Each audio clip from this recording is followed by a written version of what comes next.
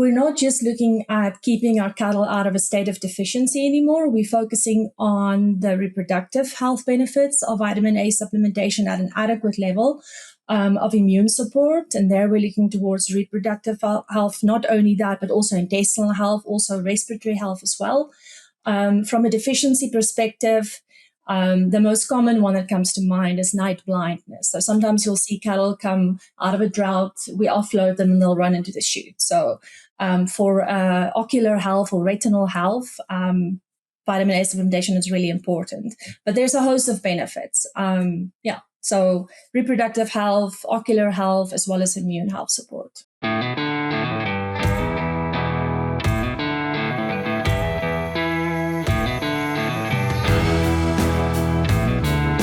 Welcome to the Beef Podcast. I'm Travis Mullenix, and today I have Dr. Zeno Hubbert with me. Welcome to the show. Good morning, Travis. So Zeno is the technical ruminant expert with DSM, and today this episode is sponsored by DSM.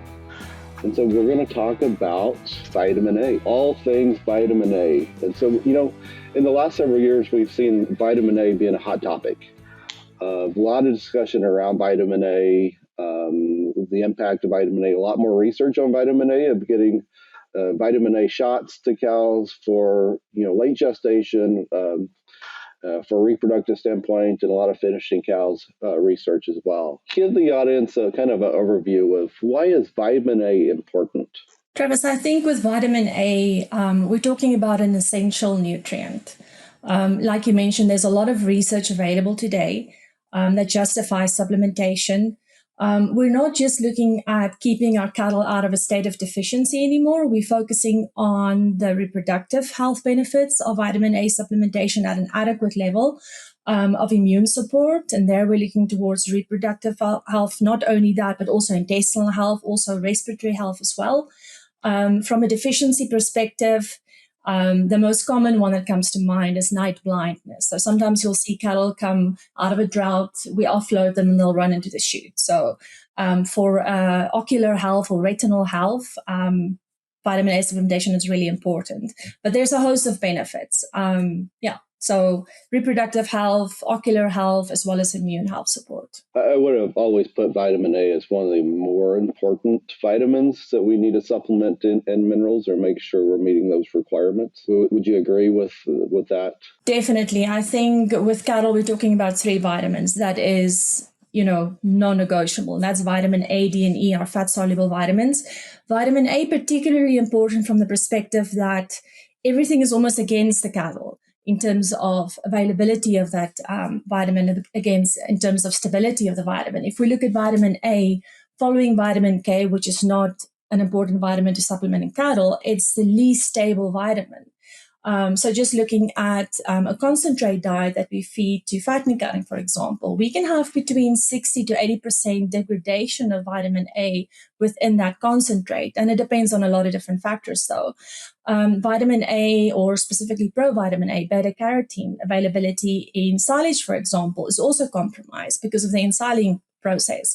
And then just looking at ruminal degradation of vitamin A, that can be anything between 55 to 67% if you look at some of the research figures. And then intestinal absorption is not 100% either. So just looking at those different factors, it is essential to supplement at an adequate level to support those immune health functions and ocular health functions that we just mentioned. Help your calves with digestive health and boost performance. By enhancing feed intake and supporting gut health, Digesterone Prime boosts your beef calves' immunity and growth while increasing profitability. Plus, it has no withdrawal periods, making it a smart choice for your feeding program. Learn more at dsm-firmenich.com/prime. I think some of the challenges, from the cow-calf standpoint, we always lean on there's green grass, right? And during those grazing of green grass, we suspect or we think there is adequate vitamin A there. There's going to be storage to get through the winter, and that's not always the case. And I think sometimes we run into a lot of issues with that mindset is there's plenty in the grass, they'll store it, they can get through the winter with their storage and have no issues. That's a good point to mention, Travis. And I think when we talk about green forage, we need to distinguish between beta carotene, which is also known as provitamin A, and vitamin A. So the source of vitamin in forages and green roughages is beta carotene.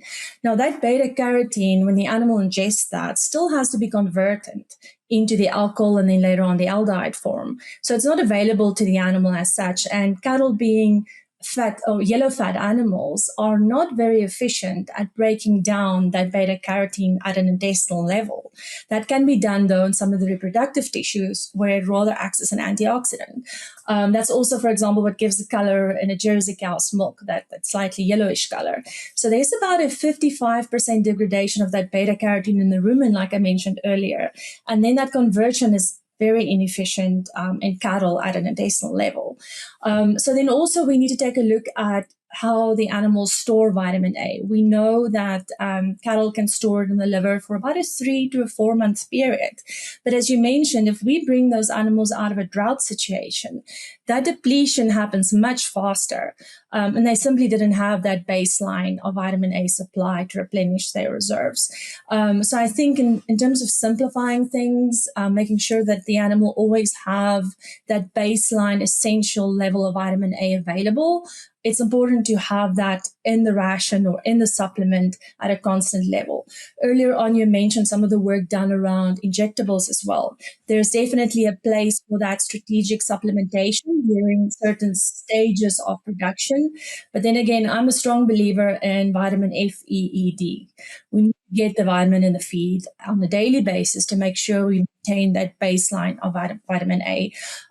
One thing I also want to mention, it's quite challenging to determine accurately the vitamin A status of the animal, especially in a cow-calf situation, because we can't simply take a look at the blood serum levels or plasma. We have to take a look at a liver biopsy, and then you kind of need to take those two readings in conjunction with each other, because oftentimes the liver will be depleted to maintain a constant level of vitamin A in the blood.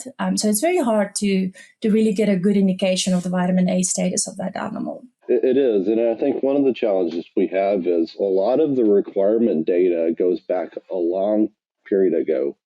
And how we handle those samples when they first established requirements, whether or not those samples were dried, how long they were dried, how old a sample they were before they analyzed, may have misled what the true requirements are for cows.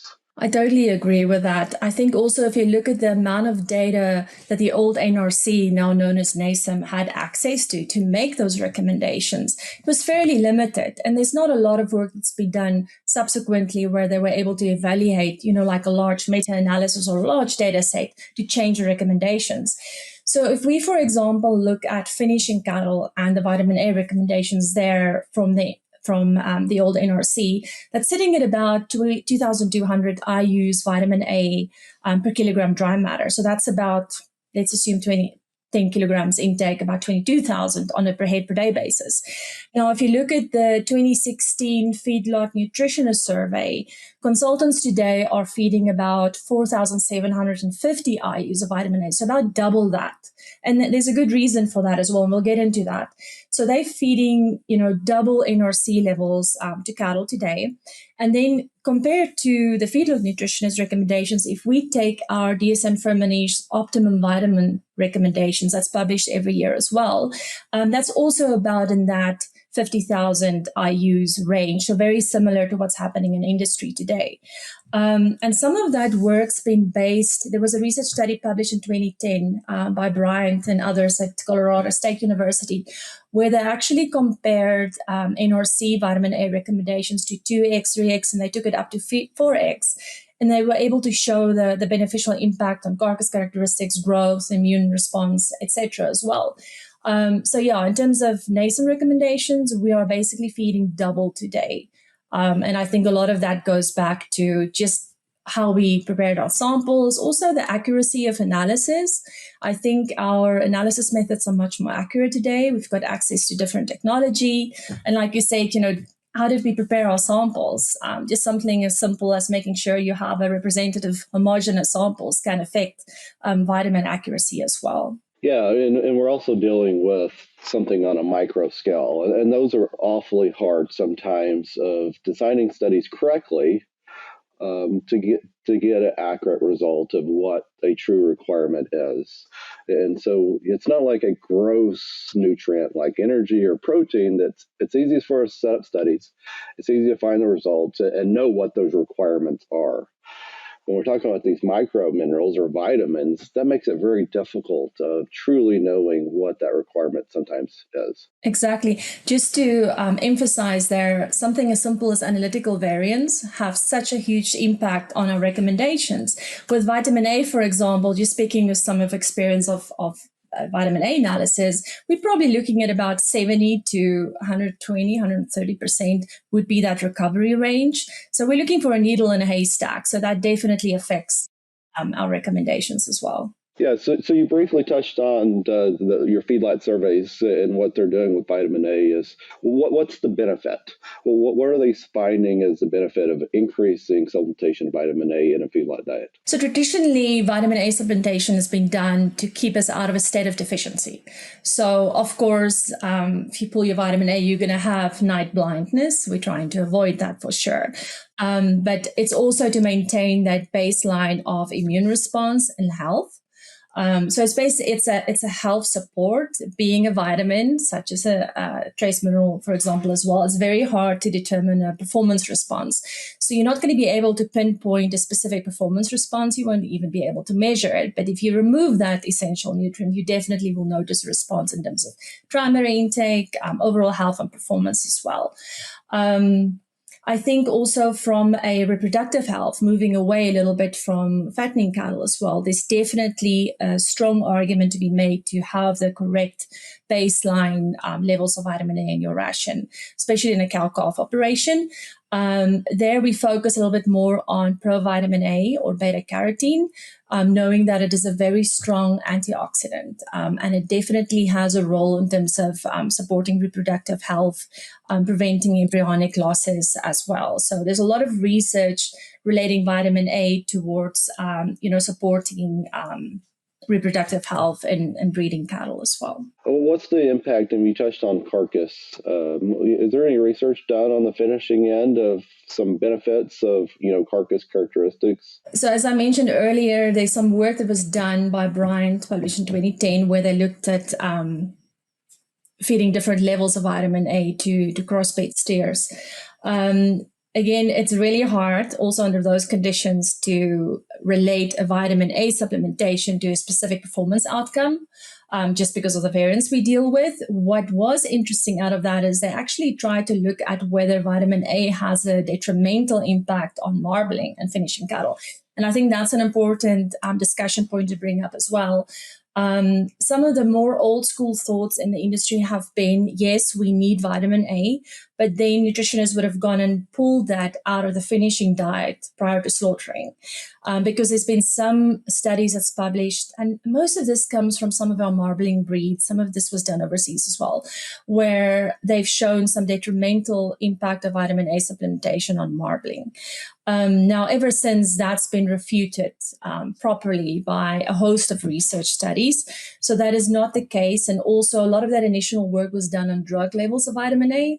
So at the recommended supplementation guidelines we have today, even 2x, 4x, we don't see any negative effect in terms of marbling.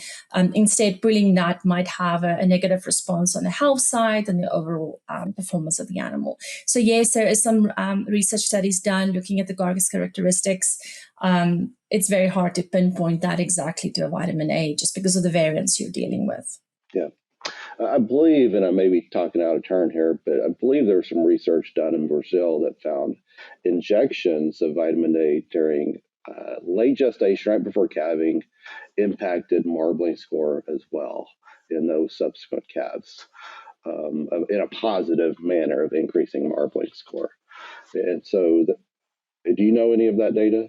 I'm not familiar with that data. I think the whole concept of marbling, and actually I want to refer here to Dr. Brad Johnson does a great job. He's actually done a great presentation on this exact topic of how vitamin A impacts marbling at last year's Plains Nutrition Council meetings. Yeah. But it's all got to do with adiposity.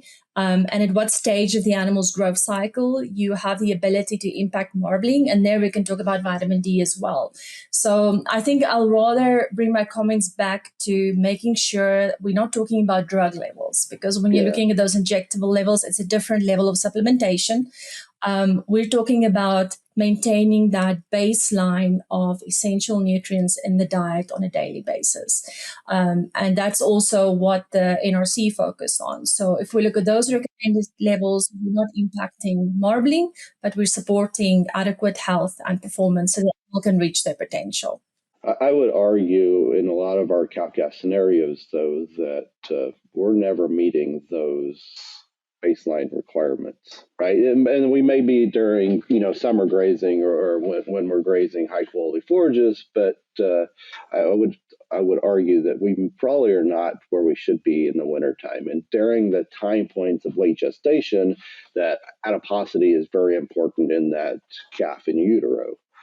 And so that's why I thought maybe those results occurred, is that there's still a deficiency there, even though they're giving that injection, and that's having that positive impact. That may not be true, but that was my takeaway from it. Is I would agree with you, Travis, because also from an injectable, even though there's definitely a place for those strategies from a management perspective, it's not a replacement from always having the accurate or adequate level of nutrition in your diet. I also think when we talk about gestating cattle and just looking at the value of our breeding stock today, it's a no-brainer. We have to make sure that we supplement them adequately. A supplement such as vitamin A is very cost-effective. On the negative end of that, not having that in that diet has much more severe financial implication for the rancher and later on for the feedlot as well. I think also with vitamin A specifically, we still don't have a very good grasp on that relationship between the gestational cow's vitamin A status and what we can do to affect the calf's vitamin A status upon birth. It's better understood with other vitamins. So making sure from the cow's perspective that we supplement her adequately. We do know that we can affect the colostrum quality, though. Mm-hmm. Some of the work done by Corvin Nelson's group a few years back at University of Florida, they did supplementation with varying levels of beta-carotene and retinol to the gestating cow from about 250 days of gestation, and they took it up until 2 months post-calving. Then they looked at the content of vitamins in the colostrum, and they looked at the status of the cow and the calf as well at birth. And by making sure that we supplement that cow prior to calving, they were able to manipulate the vitamin content of the colostrum. So very important that we have the adequate level to that gestating cow prior to calving, so that we have the colostrum at least a vitamin A content where it's beneficial to that calf. Again, we know that we can't always control the amount of colostrum that we get into that calf. Same with milk, although on the other side, vitamin A is the only vitamin, if you compare the nutritional requirements of the calf to the content that's supplied in the milk, it's the only vitamin that's actually supplied at 100% of the calf's requirements. However, we don't always get that amount of milk into that calf. We know we need to cover that with supplementation. So making sure that calf's getting adequate vitamin A supplementation as well. We're talking about 20,000 IUs per head per day. And then once we move them onto a starter or a creep feed, we bring that down to 10,000 IUs as well. So important both for the cow as well as the calf post-birth to get an adequate level. One thing we don't know on the beef side is colostrum. All the colostrum data kind of comes from the dairy standpoint. And we don't have truly good colostrum data from a beef standpoint, it's hard data to get. It's very hard, yeah. And so, but, some of that would be truly beneficial and I know, getting the labor, the timing of calves, cows calving in the middle of the night, it makes it very tough to get that colostrum sample. And so I understand why we don't have it, but that's a benefit for the industry if we had those from a beef standpoint. And maybe that Florida data was. I think that touches on some of it. It wasn't a very large study, but that's a good start. But we definitely need more of that. But I would also say I think in the interim, again, judging by the value of our breeding cattle today, and the questions we still have, and also the cost effectiveness of supplementing vitamin A, it makes sense to make sure that we at least supplement to the NASEM recommendations, if nothing else, to get that into those animals consistently. Yeah, and that's a bigger challenge for a lot of producers of getting that mineral in them, getting mineral intake, and we've seen a lot of producers decrease the amount of vitamin A in their supplements over the years, and partly is you don't always see the results you think you want to see, and that's a vitamin and mineral issue, is that we don't always see these results, and it's hard to pick up if I'm paying for that mineral supplement, $1,200 per ton, and I don't always see the benefit of that cost. And so trying to cut costs, sometimes they cut out things that exactly that have a big benefit on their performance downstream that they don't see. I think it's a matter of you can't see it, so you can't touch it, like you said. So I think that's where technologies like, for example, measuring and monitoring comes to play. Looking at beta carotene or provitamin A specifically, we're actually able to go into a breeding cow operation and take some blood samples and monitor on farm in real time the beta carotene status of the calves, considering beta supplementation is a bit more costly compared to your standard vitamin A. Right. However, that gives you those reproductive benefits which you're looking for in your breeding cattle. It makes sense to, instead of just blanket higher level of supplementation, to go in and first monitor, take some samples from your breeding herd, determine the status, and even if it's just to determine a baseline, because some of those will repeat itself every year on an annual basis, and then make a decision with the nutritionist and the veterinarian on what level of supplementation will be adequate for your operation. So I think monitoring that, doing that, we can show producers how we're able to change the status of his or her animals.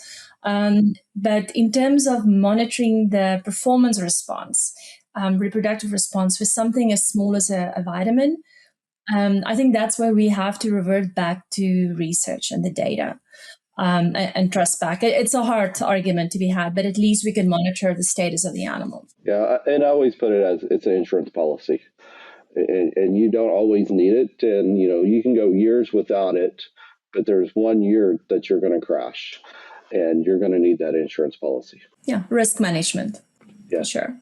Yeah. So, is there anything you want to touch on that we have not discussed? I think we touch on the essentiality of vitamin supplementation. I think I mentioned how important it is to make sure it's always in the diet. If we can take care of that animal from birth right until slaughter, it's really hard to catch up during the fatty days if it's not been, fed throughout the entire production stage of life. Consistent supplementation, it's a cost-effective nutrient to supplement, but I think, like you said, it's a risk management policy as well. The risk of depleting that liver status of that animal, it's almost too late to fix. By that point, it's going to take us a while to replenish those reserves again.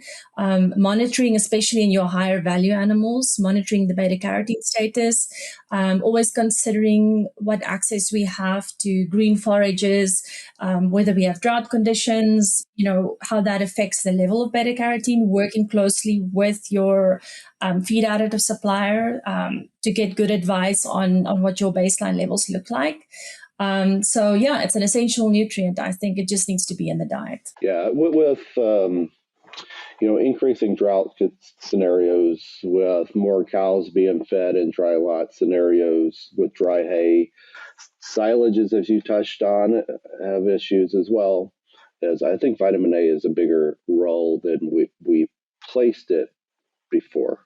Yes. Yeah, I think what also complicates the conversation around exactly how much more to feed is our inability to easily monitor the vitamin A status in a living animal, because we have to do a liver biopsy. But it can be done, and we can monitor beta carotene, for example, on a ranch. There's also a way that we can take blood samples and relate that to some of the liver data we have as well. But I think based on the research available, it's a safer scenario to supplement at least the minimum, recommendations than not to have that in the diet at all. Yep, I agree. It's time for our famous 3. Feed formulation software is stuck in the past. Most tools haven't evolved beyond basic least cost optimization. A Diet Forge changes that. It's an AI-powered platform with nonlinear ingredient modeling for enzymes and additives, cost per gain and maximum profit optimization, and real-time collaboration like Google Docs for nutrition. Every recommendation is grounded in world-class research, built for modern nutritionists who need more than legacy desktop software can deliver. Work seamlessly with your team and optimize the way modern operations demand. Try dietforge.ai free today. Feed formulation, finally modernized. Well, Zeno, to wrap this up, I've got 2 questions for you. And the first one is, what is your go-to highly recommended beef resource? Well, since we've been talking about vitamin A, I think one of them, Travis, let me show you, got it right here, would be this Optimum Vitamin Nutrition Handbook. We published this. It's a DSM published resource. What I really love about this, it's got everything about vitamins, all the publications and ruminants, and it's really hard to go find that on your own. It's all in one book. So it's at your fingertips. If I have questions about how much vitamin A is degraded in the small intestine or how much is absorbed, it's all in there. It's a great resource for a nutritionist to have on your desk. And then one of my other favorites is this one by Dr. Mark Light. I find the whole gut-brain axis very interesting because that brings together respiratory health, intestinal health, reproductive health. And that's all that cattle production is about. We can impact all of those different axes through the way we feed cattle. Dr. Mark Light's done a lot of work, even on the human health side, trying to understand that gut-brain axis. So that for me is also one of my good resources. That's awesome. I do have the DSM book in my bookcase behind me, and so it's a great resource. Yes. So the second question is, what is a book that's non-ag book do you highly recommend someone reading? Well, I've been listening to a lot of podcasts, just driving long distances between research studies and on the road. Yep. I'm a really big Dan Brown fan, so it's thriller fiction. Yep. It's not going to enrich your life as such, but it passes the time and it keeps your mind busy. So I really enjoyed The Secret of Secrets. It plays off all in progs. I like traveling a lot. So yeah, it makes you think about life in a different way. So yeah, that one is my most recent book that I've really enjoyed. It's not really thought-provoking. It's kind of an escapism type of book. And in life, sometimes it's worth it. It's worth it, yeah. Yeah, to disconnect. Well, Zeno, thank you for jumping on the podcast. A lot of great information about vitamin A. It's a much-needed area of research that we need a lot more information on to make better decisions on feeding animals from gestation through the finishing phase. So thanks again. Appreciate it. Thank you, Travis.